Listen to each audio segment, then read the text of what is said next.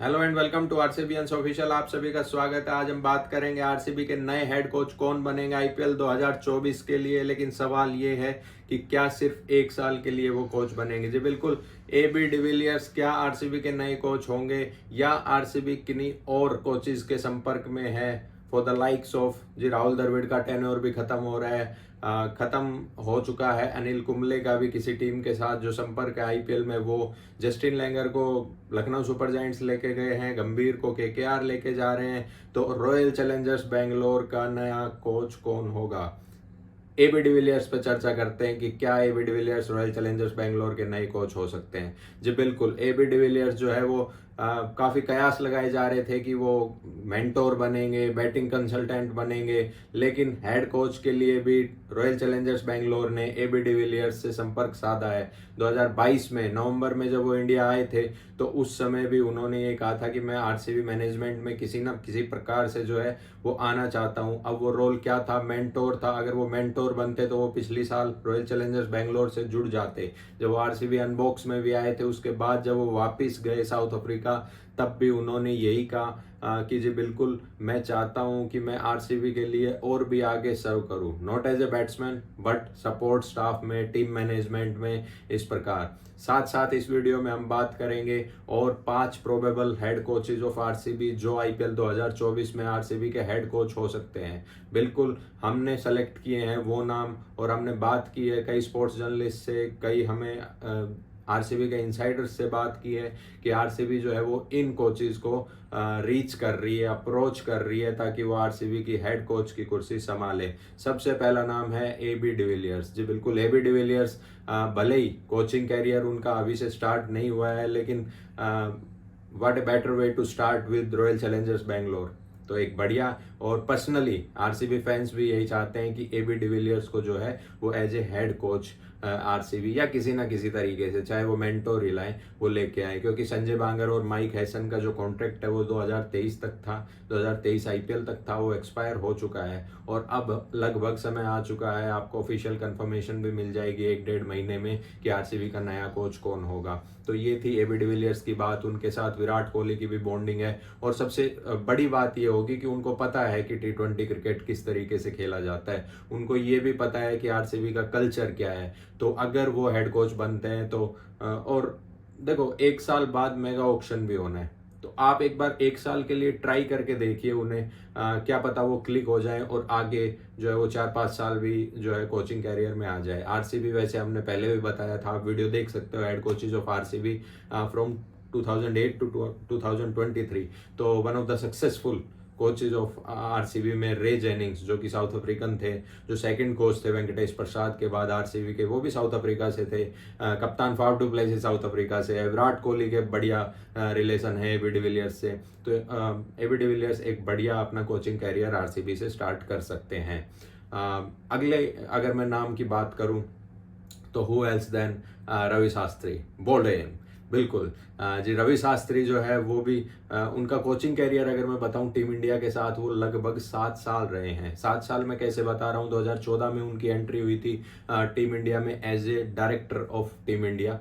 2014-2015 world cup तक वो रहे।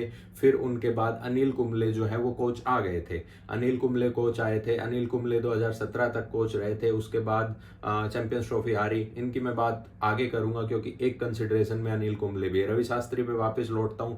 रवि शास्त्री के टीम इंडिया कोचिंग जो टर्म था उसमें इंडिया ने काफी मतलब की प्रगति दिखाई। खैर बार बार ये कहते हैं कि अगर आपने आईसीसी ट्रॉफी नहीं जीती है अपने कोचिंग कैरियर में इंटरनेशनल क्रिकेट में, तो आप एक अच्छे कोच नहीं कहलाते। लेकिन जो इन्होंने माइंडसेट, विराट कोहली के साथ जो इनकी बॉन्डिंग है, और कई टफ डिसीजन, टफ कॉल्स जो इन्होंने लिए थे अपने कोचिंग कैरियर में टीम इंडिया के लिए, और वो इंडिया की बेटरमेंट के लिए। आप देखते टेस्ट क्रिकेट में इंडिया कैसे डोमिनेट कर रही है, अग्रेसिव स्टाइल से खेलना स्टार्ट किया, टी20 में एक अच्छी टीम बनाई।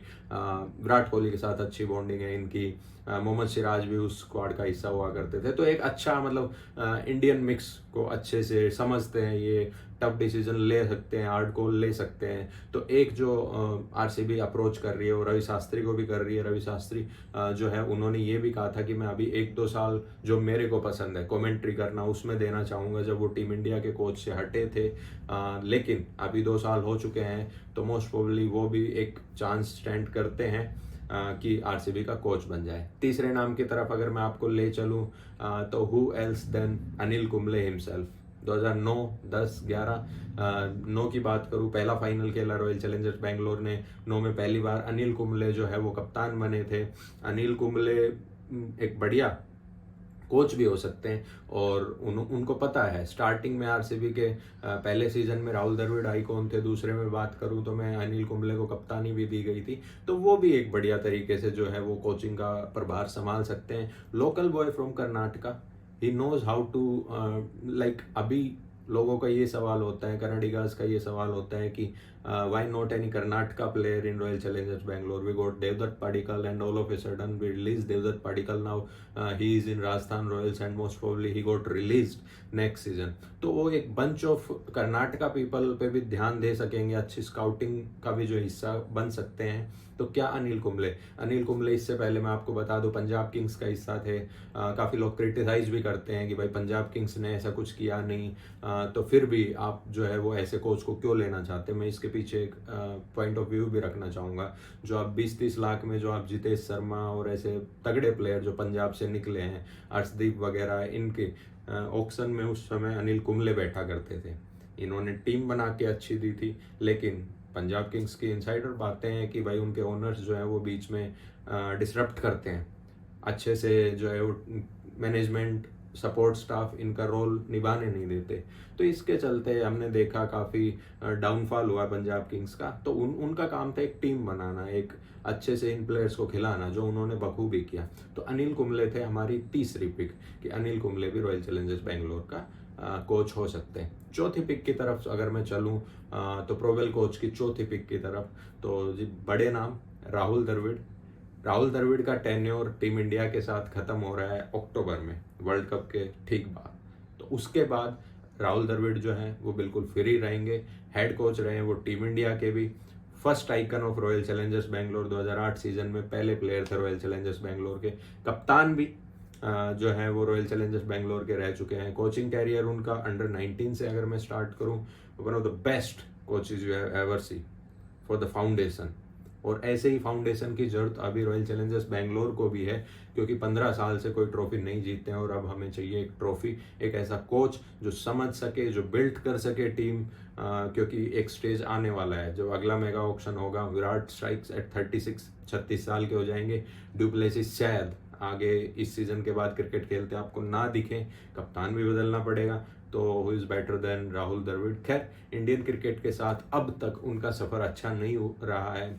एशिया कप आ रहे हैं, WTC आ रहे हैं, लेकिन अगर यहाँ पे एशिया कप जीतते हैं और वर्ल्ड कप भी जीत जाते हैं तो उनसे बढ़िया तो क्या ही कोई कोच हो पाएगा। तो ये भी एक है।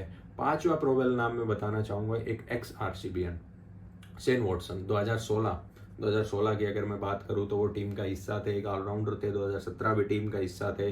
विराट कोहली को अच्छे से जानते हैं, ऑस्ट्रेलियन है, विनिंग मेंटेलिटी है, काफ़ी बड़े बड़े गेम्स ऑस्ट्रेलिया को जिताए हैं। बड़े बड़े गेम्स में जो है वो बड़े बड़े टूर्नामेंट्स में ऑस्ट्रेलिया के साथ जुड़े हुए हैं। दिल्ली कैपिटल्स के साथ थे ये, इस सीज़न रिलीज भी हुए हैं। 2 साल असिस्टेंट कोच रह चुके, अब इनकी बारी हेड कोच की है। तो क्या एक विनिंग मेंटेलिटी एक फॉरेन कोच के साथ रॉयल चैलेंजर्स बैंगलोर जाना चाहेगा? जब बिल्कुल शेन वॉटसन जो है वो 5वें प्रोबल है, और माना तो ये भी जा रहा है कि इनको भी अप्रोच किया गया है रॉयल चैलेंजर्स बैंगलोर के मैनेजमेंट के द्वारा कि भाई आप भी अगर कोचिंग में इंटरेस्टेड हैं तो बता दीजिए। तो शेन वॉटसन भी एक प्रोबल है। आपको मैं एडिशनल 1-2 नाम और बता देता हूं कि भाई वो भी जो है वो कोचिंग कैरियर में अपनी वापसी कर सकते हैं। जैसे डेनियल विक्टोरी थे, 2016 में उन्होंने one of the best season for royal Challengers Bangalore रहा। 2016 में हम फाइनल खेले, लीग में भी हम जो है वो टॉप 2 फिनिश किए। तो डेनियल विक्टोरी भी कप्तान आ सकते हैं। जस्टिन लैंगर भी एक ऑप्शन हो सकते थे, लेकिन अभी कयास लगाए जा रहे हैं कि जस्टिन लैंगर जो है वो लखनऊ सुपर जायंट्स के जो कोच बनने जा रहे हैं। तो ये कुछ नाम थे जो हमने आपको बताए। मोस्ट प्रोबेबली एबी डिविलियर्स आपको किसी न किसी कैपेसिटी में इस साल जो है RCB में देखने को जरूर मिलेंगे, भले ही वो एज ए हेड कोच ना दिखे, बैटिंग कंसल्टेंट या फिर मेंटोर आपको दिख सकते हैं। आप लोग भी अपने जो probable options for head coaches of RCB या आपको कौन से कोच पसंद है वो कमेंट सेक्शन में कमेंट करके बताएं। स्टे ट्यून्ड, स्टे अपडेटेड, और ऐसी ही खबरों के लिए आप RCBN ऑफिशियल के साथ जुड़े रहें, बने रहें। और मैं आपको एक और चीज़ बताना चाहूँगा, टेन्योर जो है वो माइक हेसन, संजय बांगर दोनों का ख़त्म हो रहा है। क्या ये अपनी जगह रिटेन कर पाएंगे, नहीं कर पाएंगे, वीडियो मैंने डाल दिए, आप देख सकते हो। वीडियो का लिंक डिस्क्रिप्शन में मिलेगा, बाकी कार्ड भी ऐड कर दिया है। आप जो ये आई का ऑप्शन आ रहा है इस पर जाके और देख लीजिएगा।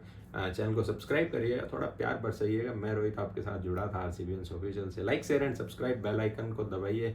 Thank you for listening to me.